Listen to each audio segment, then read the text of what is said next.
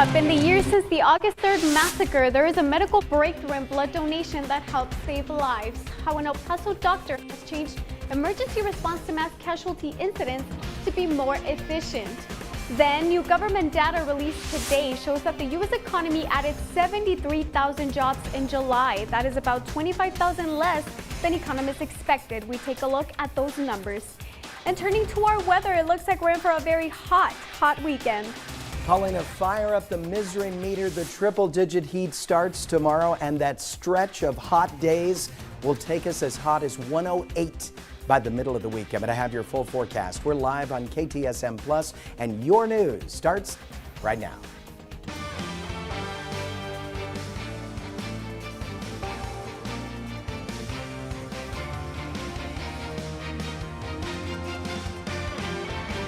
You're watching KTSM 9 News first at 4. Starts right now. Good afternoon, and thank you for choosing KTSM Plus. I'm Paulina Spencer in for Monica Cortez today. A major crash caught on video. Paso Police need your help in identifying the driver of a car believed to have been involved in a serious crash involving a motorcycle. We do want to warn you, this video may be disturbing to some of our viewers. El Paso Police released this video. In it, you can see a motorcyclist seemingly speed through traffic on the interstate. He then disappears from the camera's view, and that is when the crash seems to happen. You can see a car move over to the side, and police believe this is the driver responsible for hitting the motorcyclist with his car before driving away without rendering any help. Now, police say this incident happened on July 26th near I-10 West after the Reynolds off-ramp around 10:42 at night. EPPD says the car is a possible Dodge vehicle that would have visible damage to the left rear corner. No word yet on the condition of the motorcyclist. Anyone with any information on this incident is asked to call Crime Stoppers of El Paso at the number you see right there on your screen.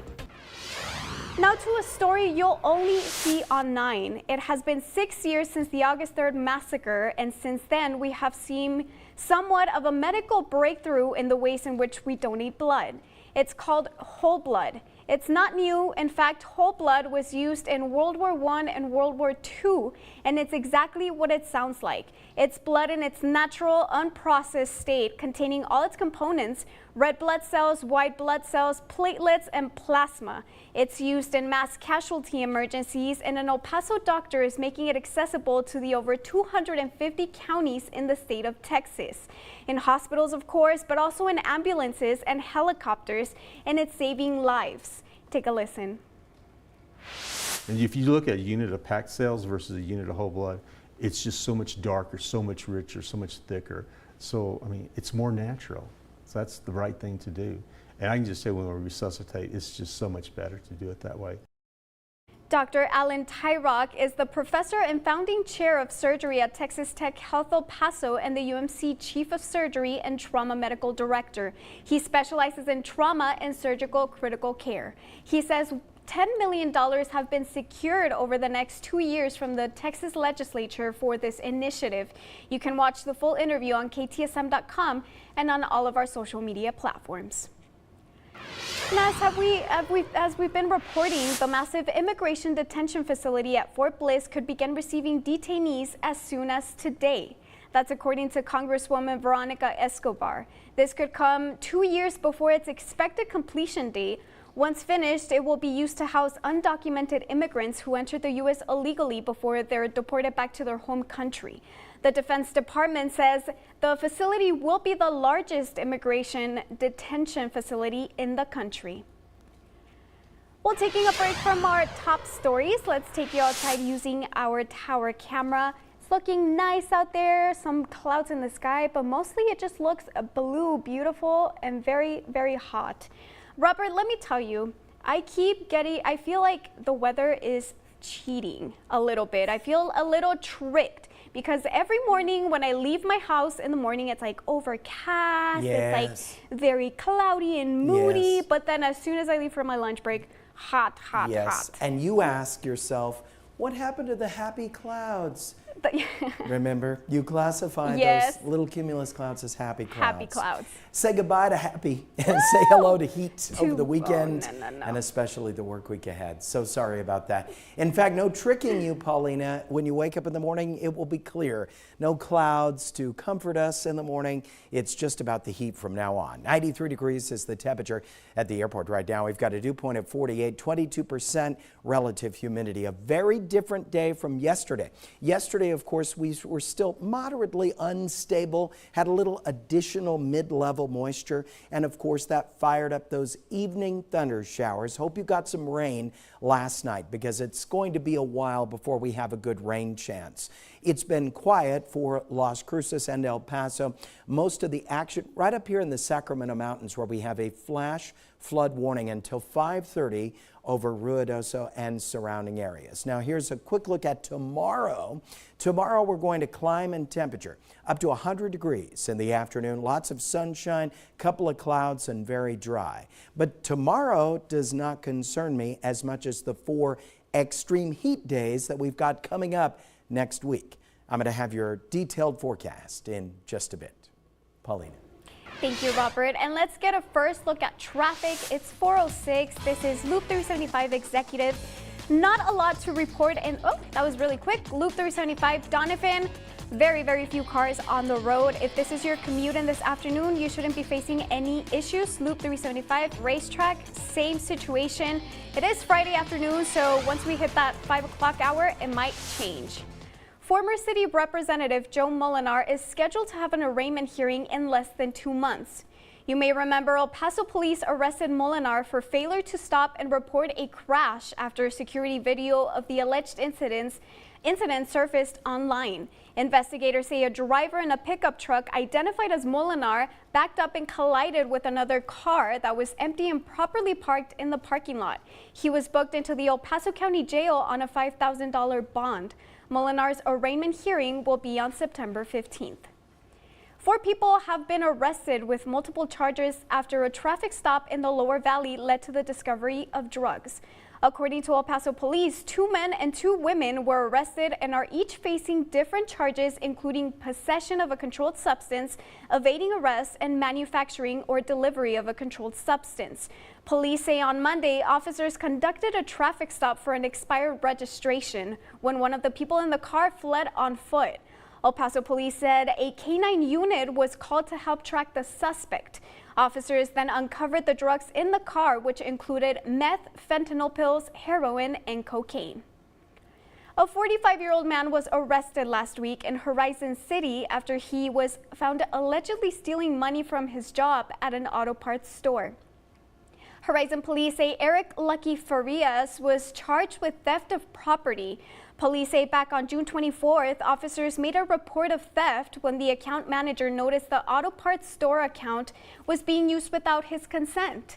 On July 21st, detectives identified Farias, a worker at the store, as the main suspect. He was booked into the El Paso County detention facility with a $5,000 bond. Well, in national news, a much anticipated batch of economic data was just released, and it shows how the U.S. labor market is performing. In today's Political Minute, News Nation's Blake Berman highlights some of the report's main points. Breaking down the July employment report. I'm Blake Berman, host of The Hill on News Nation. New government data released on Friday shows that the U.S. economy added 73,000 jobs in July. Economists expected around 100,000, according to the Wall Street Journal. The unemployment rate ticking up just a touch to 4.2%. Some notable sectors of the economy seeing growth were healthcare and social assistance. The federal government lost jobs in July. Also notable downward revisions to the jobs that were added in May and June. May job gains were revised down from 144,000 to 19,000. June dropped from 147,000 to just 14,000. That's over 250,000 fewer jobs added than previously reported. The monthly jobs report is one of the factors the Federal Reserve considers when it makes decisions on interest rates. The Fed's next meeting is scheduled for September. I'm Blake Berman, and this is the News Nation Political Minute. An Oregon arcade was just named the best in America. Coming up, we take you behind the scenes to check out their pin machines, vintage toys, and other nostalgic memorabilia.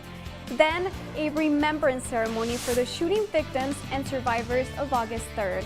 We'll have more on this event in just a bit. Thanks for watching KTSM Plus, putting local first.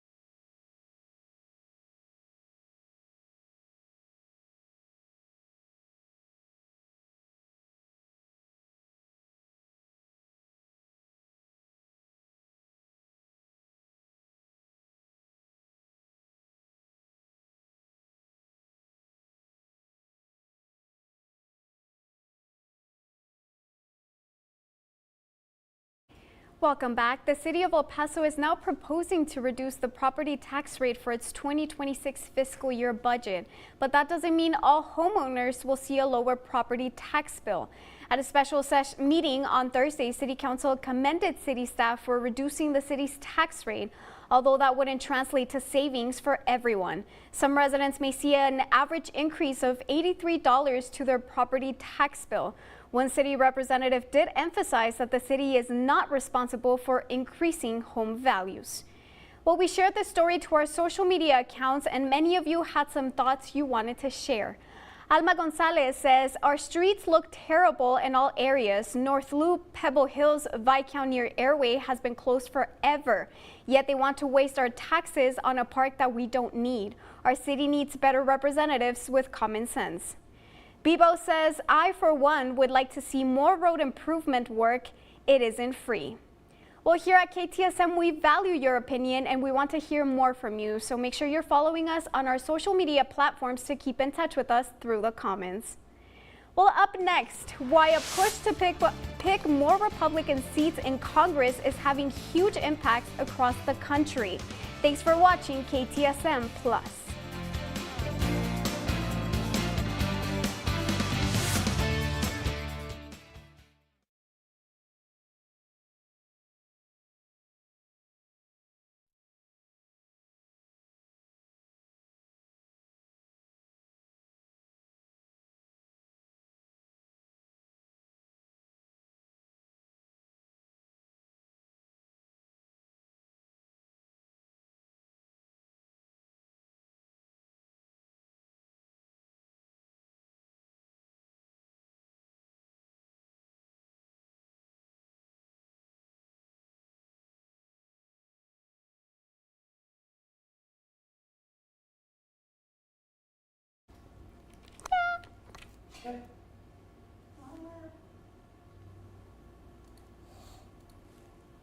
Mm.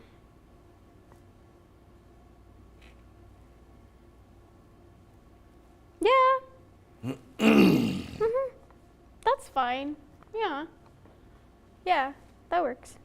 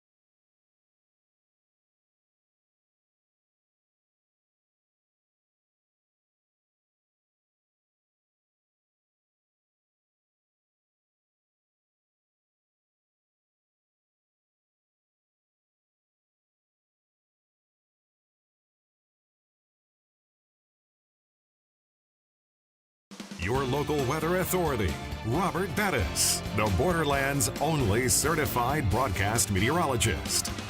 Welcome back and take a look at this. An Oregon arcade packed wall to wall with pinball machines, vintage toys, and nostalgic memorabilia has been named the best in the country by Newsweek. The arcade opened its doors in 2017 as a way for the owners to pay homage to their father, a vintage toy collector. The museum director says they just keep adding new stuff as the years go by, and that's how they grew that huge collection. Robert, I have to ask, yes, what is your favorite arcade game to play when you head out there? Okay, we so have Rad here. I have to give you some context.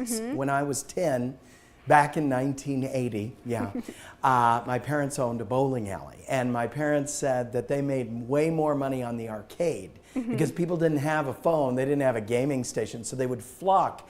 And the most coveted, of course, was Pac-Man, where you sit down and you play that, and Asteroids, and I still like the classics, so I'll play Pac-Man until the sun goes I'm all down. about that. Yeah? Okay.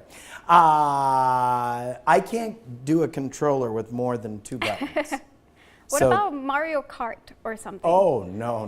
In fact, my own clicker has 9 buttons. This is really pushing me to the limit of my technology. Okay.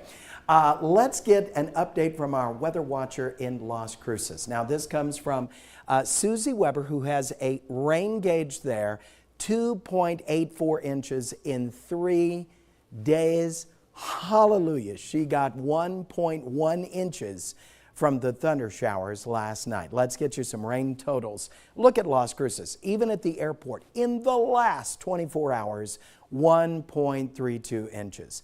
I wish I could tell you, Las Cruces, you're going to have another night of that pleasant rain that goes all night, but don't be greedy. You've had a great monsoon. 0.21 Deming, 1.02 Silver City, a trace Cloudcroft, and of course, the El Paso International Airport. Have they hired somebody to stand with an umbrella over the rain gauge?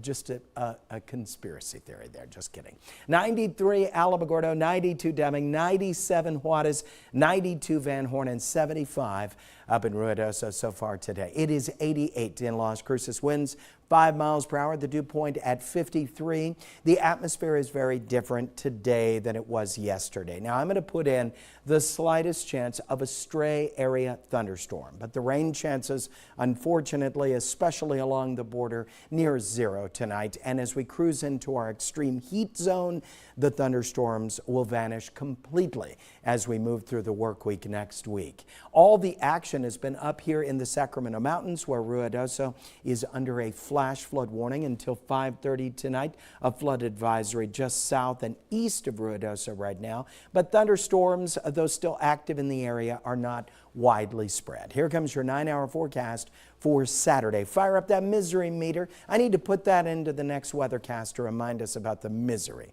100, our high temperature tomorrow. Lots of sunshine, a couple of clouds here or there. Very hot and dry day. Your allergy forecast, very steady, 9s in the high range across the board. Here are the low temperatures tonight. 68 Alamogordo, 68 for Deming and Las Cruces, 76 for Juarez, 71 for Van Horn. High temperatures tomorrow go into 96 Alamogordo, 98 for Deming, 101 Juarez, and 99 for Van Horn. And Saturday is kind of the get ready day, because then it really starts to take off on Sunday. 68 low temperature for you tonight, Las Cruces. 97 the high for tomorrow with partly cloudy skies. Now, you only have the slightest chance of an isolated area storm, and it would mainly be north of you, up toward Radium Springs. A 75 low temperature tonight for us at the International Airport, and we have the slightest chance of an isolated area storm, but it's a slight chance. 100 high temperature tomorrow as that heat really starts to engage. Now, coming up within 30 minutes, I'll have your exclusive 9-day forecast. One of the days, I'll give you a clue, 108. You stay with KTSM 9 News.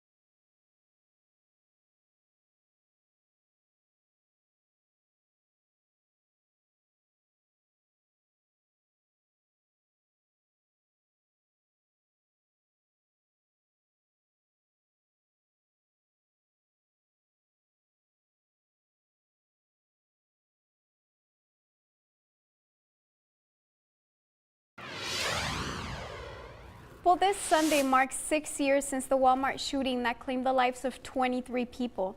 Today, the Mexican consulate held a remembrance ceremony to honor the victims. I think there's still a lot of emotion that will never go away. I think these are difficult times around the 3rd of August. So it's only to remember them and to reiterate to the families that we are here for them. Gracias.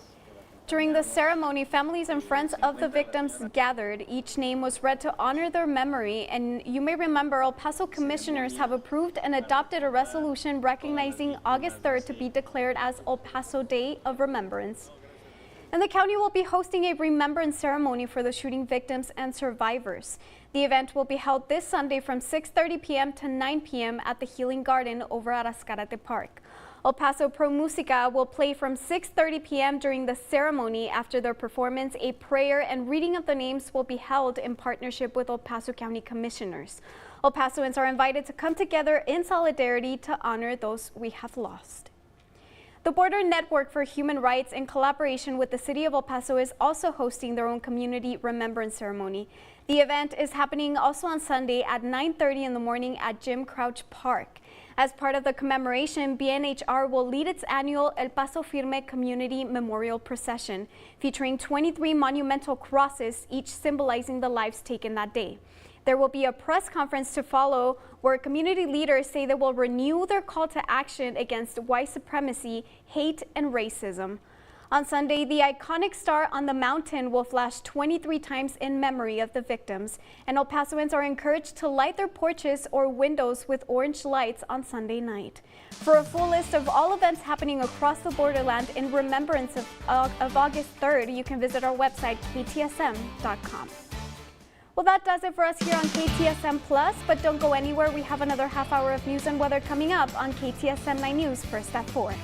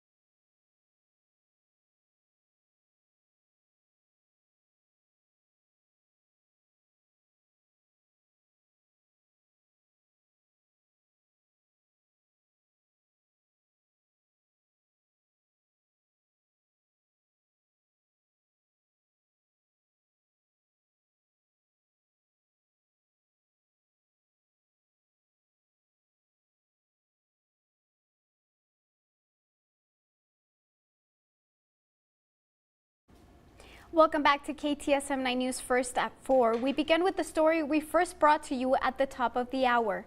A major crash caught on video. El Paso Police need your help identifying the driver of a car believed to have been involved in a serious crash involving a motorcyclist. We do want to warn you this video may be disturbing to some of our viewers. El Paso Police released this video in which you can see a motorcyclist seemingly speed through traffic on the interstate. He then disappears from the camera's view, and that is when the crash seems to happen. You can see a car right there move over to the side, and police believe this driver is responsible for hitting the motorcyclist with his car before driving off without rendering any help. You'll see it right there. Now, police say the incident happened on July 26 near I-10 West before the Reynolds off-ramp around 10:42 at night. EPPD says the car is a possible Dodge vehicle that would have visible damage to the left rear corner. No word yet on the condition of the motorcyclist. Anyone with any information on the incident is asked to call Crime Stoppers of El Paso at the number you see right there on your screen.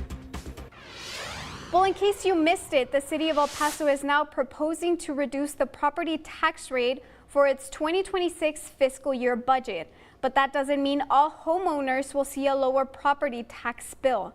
At a special meeting Thursday, City Council commended city staff for reducing the city's tax rate, although that wouldn't translate to savings for everyone. Our KTSM 9 News reporter Jesus Baltazar explains.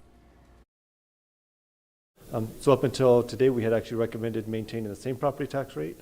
Fortunately for us, property appraisals came in a little bit better than we expected, provide us the opportunity to not only reduce the property tax rate for next year, but also partially restore some of the other items that we had taken reductions on in the prior year. After receiving the Central Appraisal District certified appraisal roll, the city is now proposing to reduce its property tax rate from 0.761405 cents per $100 of valuation to 0.759649 cents. However, Cortinas noted that the average El Paso home will see its property value rise, with some residents seeing an average increase of $83 to their property tax bill. That's about $7 per month and a 5.2% change. One city rep noting that it is CAD, not the city, who raises home values. They are following state law at that point.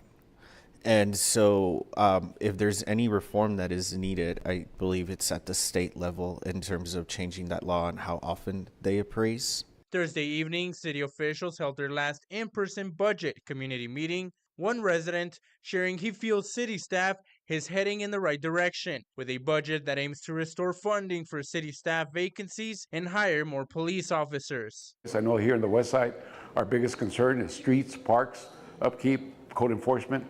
And we continuously hear we don't have enough staff, so I was happy to hear that. I was also happy to hear that we're going to be able to maintain the budget even though we're increasing police enforcement here with more additional officers. There will be one last virtual community meeting next Thursday, which will then be followed by public hearings on August 12th and 18th at City Hall. That's where you can share your thoughts on the proposed budget before City Council votes and adopts it on August 19th. Well, former City Representative Joe Molinar is scheduled to have an arraignment hearing in less than 2 months. You may remember El Paso Police arrested Molinar for failure to stop and report a crash after security video of the alleged incident surfaced online. Investigators say a driver in a pickup truck identified as Molinar backed up and crashed with another car that was empty and properly parked in the parking lot. He was booked into the El Paso County Jail on a $5,000 bond. Molinar's arraignment hearing will be on September 15th. Into our Austin newsroom now, lawmakers in Kerrville heard testimony about what happened during the Independence Day floods. The meeting focused on rules and regulations that possibly blocked response and recovery efforts. For example, officials said the only 3 people authorized to issue an evacuation order in Kerr County were asleep when the floods started. Some lawmakers say the state should be able to step in. How would you feel individually if after a certain amount of time there was a law passed that would allow for TDEM to issue a temporary order until we can get in touch with you? This will be ongoing through the interim and through the next session and beyond that. Lawmakers are expected to start talking about concrete proposals next week. The first special session call expires on August 20th.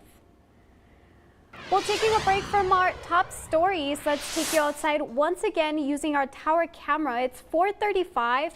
Beautiful, beautiful skies. I would say these are happy clouds. They're definitely not moody clouds. You know I'm not a fan of the moody clouds. No, I know. Robert. But you were a fan of the moody clouds this morning when we woke up and it was cloudy, and you said that the weather tricked you. I get in this rainy mood and I turn on like moody music. And you want more. I was tricked. Yes, it tricked you because now it's just hot and nothing going on. But happy clouds. Hot and more hot. Okay, that's right. 93 degrees temperature right now at the International Airport. We've got a dew point of 48, 22% relative humidity, winds at about 5 miles per hour, satellite radar composite. Now we have the slightest chance of an isolated area storm, but you can feel the difference. Last night, of course, was our last pretty good shot to get a little bit of rainfall. Certainly they got plenty up in Las Cruces with the thunder showers last night, but that is not the case at this point. All of the action is up here in the Sacramento Mountains, where a flood warning is in effect for Ruidoso until 5:30 tonight. Now, here's a quick look ahead. Prepare for the heat and the absence of monsoon storms for several days to come. Will be 100 tomorrow afternoon, then we'll jump to 104. Then we enter an extreme heat zone of days and days during our work week. I'm going to have your 9-day forecast coming up in just a little bit. Paulina. Thank you, Robert. And from our DC newsroom, a push to pick up more Republican seats in Congress in one state is having impacts across the country. Washington correspondent Maddie Beer-Temple reports on how state-level redistricting efforts could impact the balance of power in Washington. Republican state lawmakers in Texas are working to redraw the state's congressional map. It's an effort to gain 5 more seats in the House of Representatives, and Texas Senator John Cornyn says better represent voters. The truth is Texas has changed and become redder and more Republican, and right now the current congressional lines don't reflect that. The Texas Democratic delegation is accusing the plan of racial gerrymandering. They're trying to suppress the voices of voters of color. House Minority Leader Hakeem Jeffries even joined the delegation in Texas this week to voice his concerns. Republican politicians want to choose their voters. That is wrong. I'm sure there are not many Texans willing to be preached at by a New York liberal. The push comes as Republicans try to increase their slim House majority in next year's midterms, when typically the party in the White House loses some seats. It's prompted some Democratic states to call for their own redistricting. I'm not going to sit back and watch Donald Trump continue to wreak havoc. California Governor Gavin Newsom says if Texas redistricts, California might too. He says the move would have to go to the voters. This is not going to be done a back room. And the remapping efforts might not end there. We'd love to have more Republicans in Congress in Missouri, that's for darn sure. In Missouri Senator Josh Hawley's state, some Republicans have called for a special session on redistricting. The truth is, the Constitution gives broad discretion to state legislatures and the governor to draw the map how they want. Any new maps would likely face legal challenges and be up to the courts to decide. In Washington, I'm Maddie Beer-Temple. And coming up, one of El Paso Zoo's exhibit is officially opening tomorrow, when you can visit El Paso's Galapagos tortoises and even help celebrate one of their birthdays. Then the massive immigration detention facility at Fort Bliss could begin receiving detainees as soon as today. We hear your opinion during our In the Comments segment. Thank you for watching KTSM 9 News First at 4, putting local first.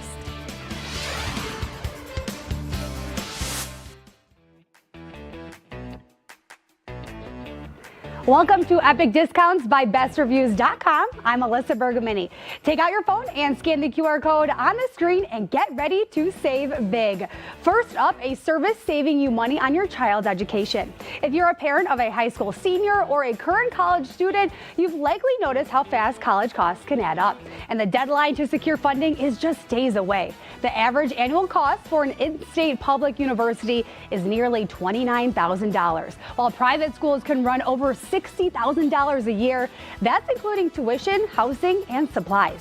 When federal loans hit their cap, many families turn to private lenders to bridge the gap. These loans can cover up to 100% of school certified costs with no origination or application fees. Most students apply with a parent cosigner to secure the best interest rates, and later on, once they build credit and made on-time payments, students can apply for a cosigner release, which removes the parent from the loan. To explore your options, scan the QR code or head to money.com. The application process takes only a few minutes. And speaking of college, you want to make sure they are set up for success with the right technology. Meet the 2025 Apple MacBook Air, built with a powerful new M4 chip designed for Apple Intelligence.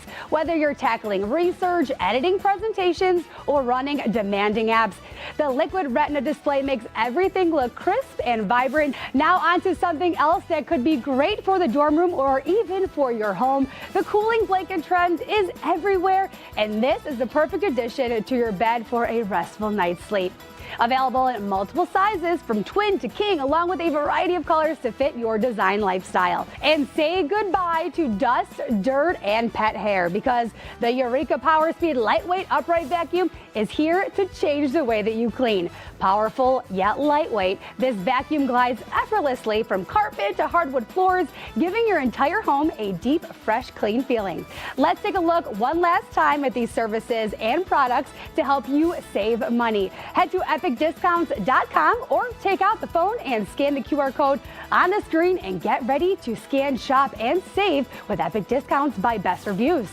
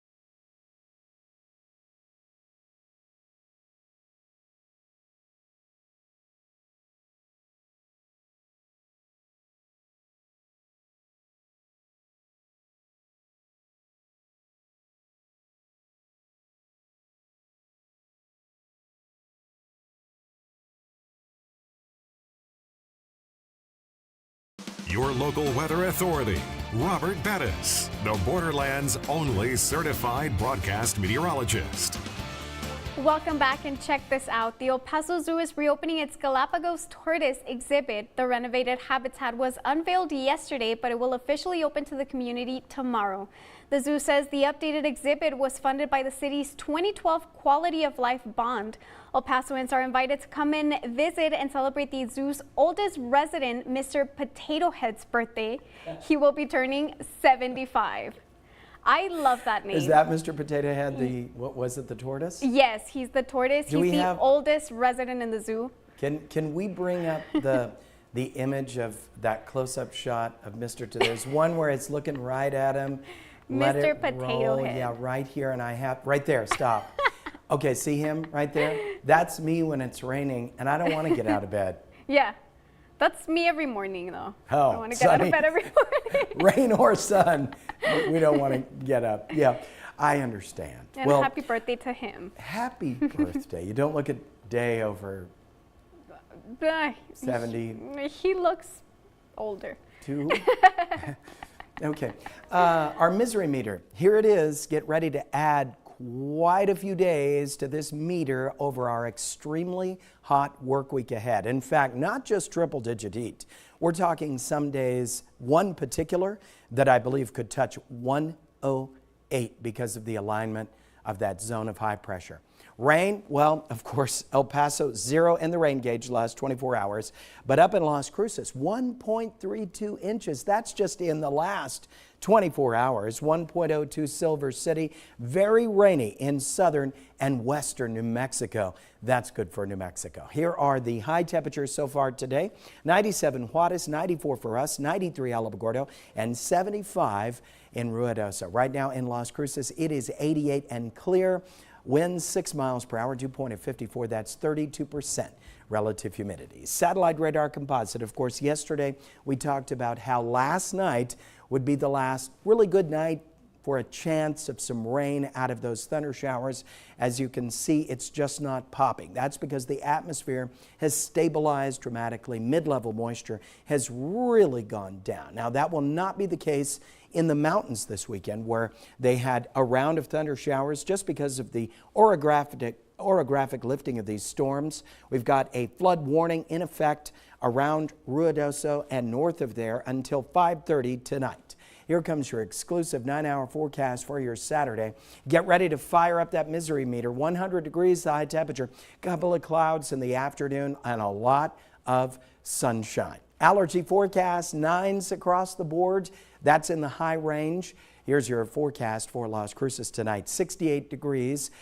Not a great chance of rain this evening. I'm putting in the slightest chance of a stray storm in the area tonight, but if I don't see anything pop within the next hour or so, I'm going to remove that. 97 high temperature tomorrow, partly cloudy skies. You will have the slightest chance of an isolated area storm, mainly to your north. 75 low temperature tonight at the international airport. We too could see an isolated storm in the distance this evening for a while, but then 100 our high temperature tomorrow and partly cloudy skies. Only KTSM gives you 9 full days of weather. On Sunday, sunshine, couple of clouds, and 104 the high. 105 on Monday, an extreme heat day. It's just the beginning. 106 on Tuesday. I believe that high pressure reaches its maximum on Wednesday with a high of 108. 106 on Thursday. Finally, we return to the low triple digits, and I see a return of the thunderstorms Saturday and Sunday. Paulina. Thank you, Robert. And let's get another look at traffic using our TxDOT cameras. This is I-10 McRae. It's 10 till 5, so people are starting to head home, out from work. It's also the weekend, so just expect the usual traffic. This is I-10 Zaragoza, same situation. Lots of cars on the road, but nothing really to slow you down.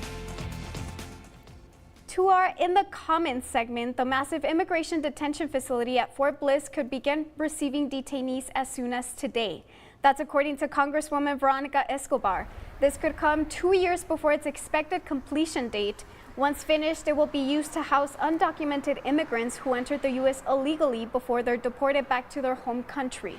The Defense Department says the facility will be the largest immigration detention facility in the country. Now, we shared the story to our social media accounts, and many of you had some thoughts you wanted to share with us. Joe Chavez says, "A great job, Trump. Keep up the good work." Yelena Flores says, "Well, they started hiring a while ago. How is this a shock to everyone? I'm sure they repurposed the detention center materials from a few years ago to keep things up and running." And here at KTSM, we value your opinion and we want to hear more from you. So make sure you're following us on all of our social media platforms to keep in touch with us through the comments. Well, don't go anywhere. We'll be right back after this break. You're watching KTSM 9 News, first at 4.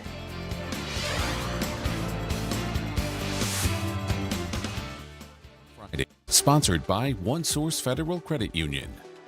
Thanks for tuning in to another Financial Fridays. Keeping your information safe is a high priority, so we want to let you know about another scam, Cushing, short for QR code phishing. This is an identity fraud scam utilizing QR codes. Have you ever scanned a QR code and ended up at an unfamiliar or strange website? Scammers are also posting physical copies of QR codes in high traffic locations. What should you do? Think. Ask yourself, where did this come from? Be extra cautious when scanning QR codes from untrusted emails, signs, or flyers. Report. Contact your financial institution or the company that the scam artist is impersonating so that they can alert others and work with law enforcement. Block spam messages. Call your phone's carrier customer service number and instruct them to block all text and multimedia messages sent to you as email. You also might be able to log into your account and activate these blocks yourself. As a valued member of OneSource FCU, we want to help protect your personal information, your identity, and ultimately your hard-earned money. Why? Because we're OneSource. Of course. Financial Fridays, sponsored by OneSource Federal Credit Union.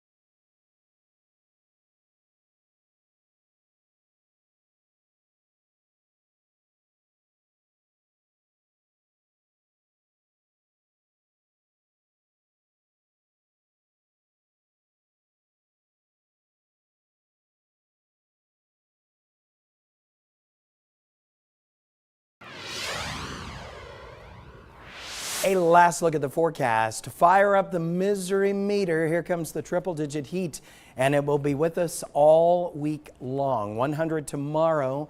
Then we jump to 104 on Sunday. Then we leap to 105 Monday. I'm very concerned about Wednesday. That's the peak of the high pressure. I calculate a 108 that day, 106 Thursday, 103 on Friday, and finally our monsoon returns with a couple of thunderstorms late Saturday and Sunday. So Paulina, it reminds me of that tortoise who's 75 years old. We just don't want to leave the shell. Yes, no, I'm not looking forward to it. No. Well, thank you, Robert. Now to a quick preview of what's coming up during our 5 o'clock newscast. With the Trump administration releasing federal dollars to schools across the nation, how are El Paso districts planning to deal with the influx of cash? Our KTSM 9 News reporter Diana Castillo talks to district representatives at Canutillo and El Paso ISD. Then El Paso County has approved $6 million in additional funding for the Pelicano widening project. The overall project has since gone up, but it will resume. Our Jesus Baltazar tells us what one county commissioner had to say about the project. Well, we have a lot more on these stories coming up at 5. That does it for us here on KTSM First at 4. I'm Paulina Spencer. 9 News Now with Estela Casas is up next. Hair and wardrobe provided by